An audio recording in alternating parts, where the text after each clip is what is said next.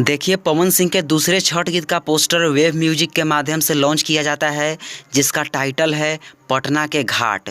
और कुछ देर बाद ही खेसारी लाल यादव का भी एक छठ गीत का पोस्टर लॉन्च होता है सारेगामा हम भोजपुरी से, जिस छठ गीत का टाइटल है पटना के घाट पे।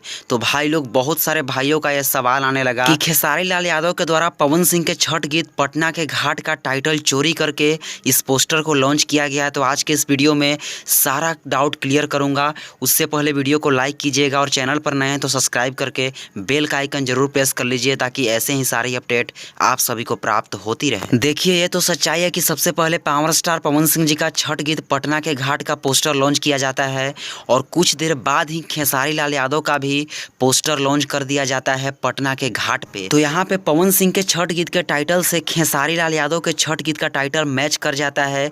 वैसे आप सबको बता दूं कि देखिए, टाइटल तो मैच कर गया है भाई लोग, जिससे फैंस लोगों के द्वारा बताया जा रहा है कि खेसारी लाल यादव के द्वारा पवन सिंह के छठ गीत का टाइटल चोरी कर लिया गया है। लेकिन आप सभी को बता दूं कि देखिए, जब तक गाने को नहीं सुना जाए, टाइटल तो मैच कर गया है, लेकिन गाने को सुनने के बाद पता चलेगा कि कैसा सॉन्ग होने वाला है। दोनों सॉन्ग को जब सुना जाएगा, वैसे दोनों गाने को, दोनों छठ गीत को 28 तारीख को ही रिलीज किया जाने वाला है। खेसारी लाल यादव का सुबह में रिलीज होगा और पावर स्टार पवन सिंह जी का शाम शाम तक रिलीज होगा।